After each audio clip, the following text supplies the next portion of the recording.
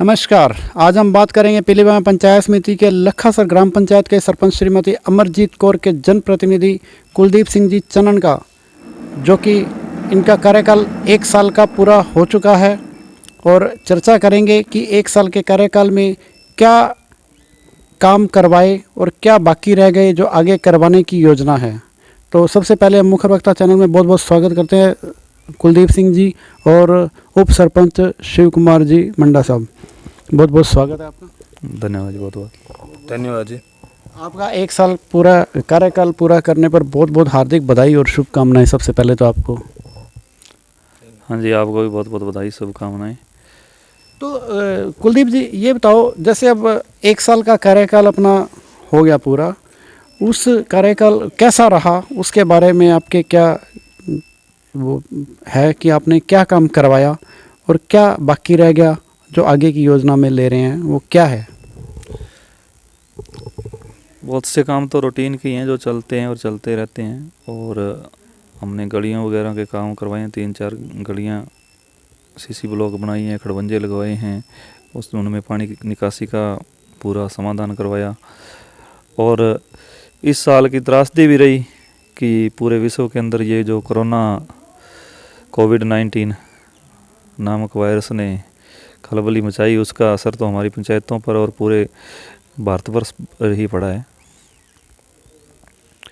तो आगे भी प्लान है, जो काम रहे तो बहुत काम है, क्योंकि समय के अनुसार चाहे कितने भी काम हो जाएं, आगे समय के अनुसार वो उनका तरीका बदलता रहता है, नई नई चीज़ें आती रहती हैं, वो करनी पड़ती हैं पंचायतों में। तो कुलदीप जी, इस 1 साल के कार्यकाल में क्या काम करवाया, जो जैसे कि अब अभी आपने भी बोला कि कोरोना वायरस आ गया था, उस वजह से उस दौरान क्या कुछ किया, जैसे सैनिटाइज़र है या मास्क वितरण है या ज़रूरतमंदों को राशन किट वितरण की बात है, तो उसमें क्या कुछ रहा? हाँ, उसमें हमने शुरू में जैसे ये भारतवर्ष में ये बात आई और हमारे तक इसका प्रसार हुआ, हमने पहले अपने ग्राम स्तर पर सैनिटाइजेशन का काम किया। हनुमानगढ़ जाना तक मुश्किल था, तब हम उस दौर में भी जाके वहाँ से सैनिटाइज़र वगैरह उपलब्ध करवा के पूरे गांव में करवाया। कोशिश की भी हमने, सबसे पहले ही करवाया। और उसके बाद में हमें पंचायत समिति स्तर पर भी सैनिटाइज़र वगैरह उपलब्ध हुए, तो हमने 3-4 बार सैनिटाइज करवाया गांव को, जब इसका पूरा भयंकर काल चल रहा था उस समय भी। और शुरू में हमारे बढ़िया रहा, बहुत बढ़िया रहा। और हमने नाकाबंदी वगैरह सब जो प्रशासनिक हो सकी, या गांव के बच्चों ने भी, युवा लड़कों ने भी बहुत सहयोग किया इसके अंदर की गांव में कोई आ रहा है जा रहा है उसकी निगरानी करनी। तो इसी तरह के कोशिश हमने की है, स्वास्थ्य विभाग के साथ मिलकर भी की है। तो आपने जो ये मास्क वितरण लगभग कितने किए हैं?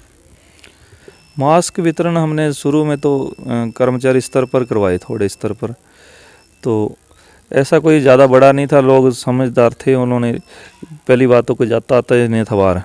2-3 महीने तक तो ऐसा रहा ही नहीं, भी लोगों ने पीढ़ी जाना तक छोड़ दिया। तो ऐसे जब कोई बाहर का आदमी नहीं आ रहा है, तो ऐसे में कोई जैसी ज़रूरतें भी नहीं थी। लेकिन सब ने गाँवों में क्या है, ये मफलर वगैरह ये चीज़ें ही ज़्यादा चलती हैं, इनको मास्क के रूप में ज़्यादा उपयोग किया।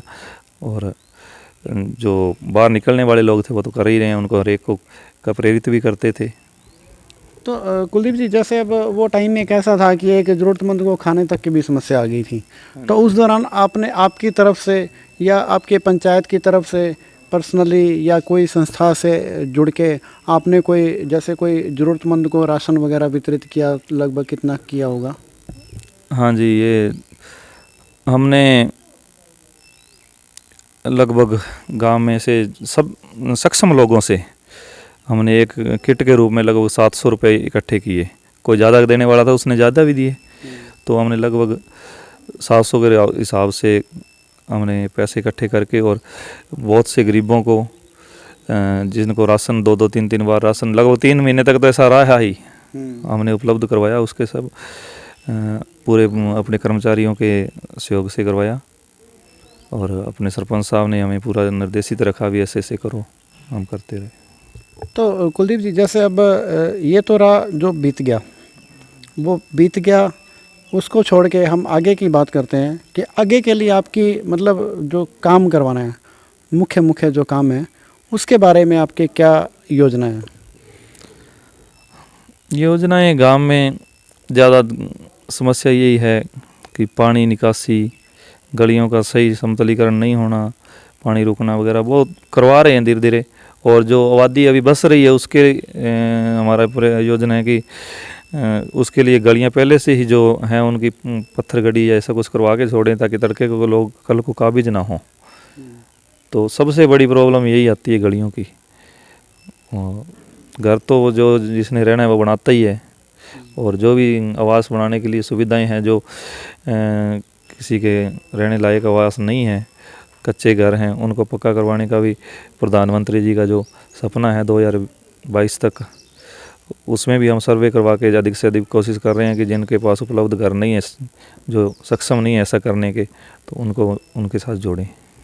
तो कुलदीप जी, जैसे अब कहते हैं कि शिक्षा के बिना तो जीवन अधूरा है।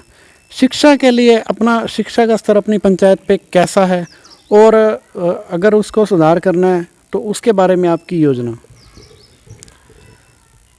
हमारे गांव में उच्च माध्यमिक विद्यालय है, और हर एक राजस्व ग्राम में लगभग अपने प्राथमिक विद्यालय है। 4 प्राथमिक विद्यालय हमारे चल रहे हैं, और एक गवर्नमेंट स्कूल है। जो गवर्नमेंट, सभी गवर्नमेंट स्कूल है, निजी स्कूल तो हमारे है ही नहीं, पूरी ग्राम पंचायत में नहीं है। तो उनमें लगभग बढ़िया है, सब में। हो सकता है किसी में थोड़ा एडमिशन कम हो, लेकिन शिक्षा का स्तर अच्छा है उनका पढ़ाने का।